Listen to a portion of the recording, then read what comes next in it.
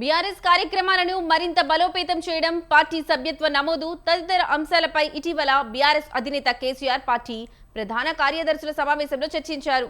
BRS సభ్యత్వ నమోదు digital ప్రక్రియలో భాగంగా పార్టీ అధినేత కేసీఆర్ ఉమ్మడి మెదక్ జిల్లాలోని 10 నియోజకవర్గాలతో పాటు సిద్దిపేట జిల్లాలోని హుస్నాబాద్, జనగామ నియోజకవర్గాలకు పార్టీ ఇన్ఛార్జీలను నియమించారు.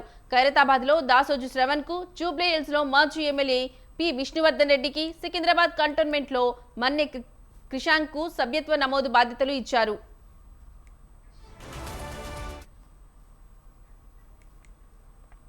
ఇక ఇదే అంశానికి సంబంధించిన మరింత సమాచారం మా కరెస్పాండెంట్ సవిన్ లైవ్ ద్వారా అందిస్తారు. సవిన్, చెప్పండి, ఈ అంశానికి సంబంధించి మీ దగ్గర ఉన్న లేటెస్ట్ అప్డేట్స్ ఏంటి? పార్టీ సంస్థాగత నిర్మాణంలో భాగంగా సభ్యత్వ నమోదు కార్యక్రమాన్ని ప్రారంభించబోతోంది. దీనికి సంబంధించి ఇటీవల బీఆర్ఎస్ పార్టీ ప్రధాన కార్యదర్శులతో బీఆర్ఎస్ అధినేత కేసీఆర్ ఎర్రవల్లి నివాసంలో సమావేశం నిర్వహించారు. ఉమ్మడి జిల్లాల వారీగా, ముఖ్యంగా జిల్లాల వారీగా బీఆర్ఎస్ పార్టీ ప్రధాన కార్యదర్శులను ఇన్ఛార్జీలుగా నియమించారు. తాజాగా నియోజకవర్గాల వారీగా కూడా బీఆర్ఎస్ పార్టీ అధినేత కేసీఆర్ సభ్యత్వ నమోదు ప్రక్రియ పరిశీలన కోసం ఇన్ఛార్జీలు నియమించారు. ఈసారి డిజిటల్ ప్రక్రియలో బీఆర్ఎస్ పార్టీ సభ్యత్వ నమోదు కార్యక్రమం చేపట్టబోతోంది. దీనికి సంబంధించి త్వరలోనే తెలంగాణ భవన్లో శిక్షణా తరగతులను ఏర్పాటు చేయబోతున్నారు. జిల్లా ఇన్ఛార్జీలు, అదేవిధంగా నియోజకవర్గానికి ఇన్ఛార్జీలను ఏర్పాటు చేశారు కాబట్టి జిల్లాల వారీగా వారికి శిక్షణలు ఇవ్వబోతున్నారు. నియోజకవర్గ ఇన్ఛార్జితో పాటు అదేవిధంగా ఒక పరిశీలకుని, ఒక టెక్నికల్గా అంశాలపై అవగాహన కల్పించేందుకు నియోజకవర్గానికి సంబంధించి ఒక వ్యక్తిని నియమిస్తారు. వారికి కూడా శిక్షణ ఇస్తారు. ఆ తర్వాత జిల్లా పార్టీ కార్యాలయాల్లో శిక్షణ ఇవ్వబోతున్నారు. ఆ శిక్షణ తర్వాత బీఆర్ఎస్ పార్టీ లాంఛనంగా డిజిటల్ పద్ధతిన బీఆర్ఎస్ పార్టీ మెంబర్షిప్ను ప్రారంభించబోతున్నారు. మనకు అందుతున్నటువంటి సమాచారం మేరకు జూన్ 2వ వారం నుంచి బీఆర్ఎస్ పార్టీ సభ్యత్వ నమోదు కార్యక్రమం ప్రారంభమయ్యే విధంగా బీఆర్ఎస్ పార్టీ అధినేత, బీఆర్ఎస్ పార్టీ అధిష్టానం చర్యలు తీసుకుంటున్నట్లుగా తెలుస్తోంది. జూన్ నెలలోనే సభ్యత్వ నమోదు కార్యక్రమాన్ని ప్రారంభించాలని బీఆర్ఎస్ పార్టీ భావిస్తోంది. దీనికి సంబంధించి సభ్యత్వ నమోదు కార్యక్రమం తర్వాత పార్టీ కమిటీలకు సంబంధించినటువంటి షెడ్యూల్ను కూడా బీఆర్ఎస్ పార్టీ అధిష్టానం ప్రకటించబోతోంది.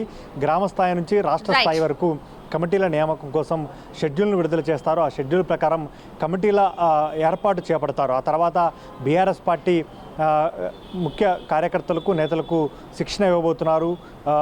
జిల్లా స్థాయి నుంచి రాష్ట్ర స్థాయి వరకు శిక్షణ ఇస్తారు. శిక్షణ తర్వాత బీఆర్ఎస్ పార్టీ ప్లేనరీ ఉండే అవకాశం కూడా మనకు కనపడుతుంది. అయితే తాజాగా బీఆర్ఎస్ పార్టీ సభ్యత్వ నమోదు పరిశీలన కోసం నియోజకవర్గాలకు ఇన్ఛార్జీలు వేసింది. ఒక 5 నియోజకవర్గాలకు మాత్రం ఇన్ఛార్జీల విషయంలో చర్చనీయాంశంగా మారాయని చెప్పుకోవచ్చు. ప్రధానంగా 5 నియోజకవర్గాలు, ముఖ్యంగా సికింద్రాబాద్ కంటోన్మెంట్, కొత్తగూడెం, అదేవిధంగా Dornakal, Jubilee hills, Khairatabad assembly నియోజకవర్గాలు. ఇక్కడ సికింద్రాబాద్ కంటోన్మెంట్లో నివేదిత, మాజీ ఎమ్మెల్యే నివేదిత కుమార్తె గత కంటోన్మెంట్ అసెంబ్లీ ఉప ఎన్నికల్లో బీఆర్ఎస్ పార్టీ అభ్యర్థిగా పోటీ చేసి ఓడిపోయారు. ప్రస్తుతం ఆమె ఇన్ఛార్జిగా కొనసాగుతున్నారు. అయితే అదే నియోజకవర్గానికి సంబంధించినటువంటి మన్నె క్రిషాంక్ను బీఆర్ఎస్ పార్టీ సభ్యత్వ నమోదు కార్యక్రమానికి ఇన్ఛార్జిగా నియమించారు. దీంతో వచ్చే అసెంబ్లీ ఎన్నికల్లో టికెట్ మన్నె క్రిషాంక్కు దక్కుతుందా, నివేదితకి ఇస్తారా అనే చర్చ కూడా బీఆర్ఎస్ పార్టీ వర్గాల్లో జరుగుతుంది. ఇక కొత్తగూడెం నుంచి మాజీ మంత్రి, మాజీ ఎమ్మెల్యే వనమా వెంకటేశ్వరరావు ఉండగా రాజ్యసభ సభ్యుడు వద్దిరాజు రవిచంద్రకు బీఆర్ఎస్ పార్టీ సభ్యత్వ నమోదు ఇన్ఛార్జిగా అవకాశం కల్పించింది.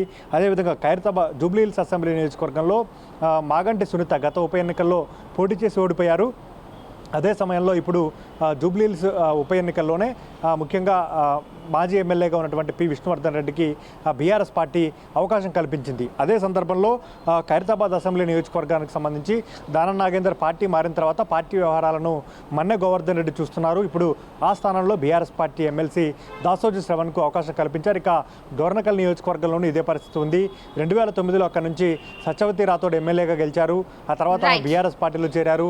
గతంలో ఎమ్మెల్సీగా, మంత్రిగా పనిచేశారు. ఇప్పుడు అక్కడి నుంచి ఆమె టికెట్ ఆశిస్తున్నారు. ఆ స్థానంలో ఇన్ఛార్జిగా మాజీ ఎమ్మెల్యే, డోర్నకల్ మాజీ ఎమ్మెల్యే, మాజీ మంత్రి రెడ్డి నాయక్ కుమార్తె మహబాద్ మాజీ ఎంపీ మాలోత్ కవితకు ఇన్ఛార్జిగా బీఆర్ఎస్ పార్టీ అధిష్టానం అవకాశం కల్పించింది. కాబట్టి ఈ 5 నియోజకవర్గాలపై గులాబీ పార్టీలో విస్తృతంగా చర్చ జరుగుతున్న పరిస్థితి మనకు కనపడుతుంది. Right సవిన్, thank you.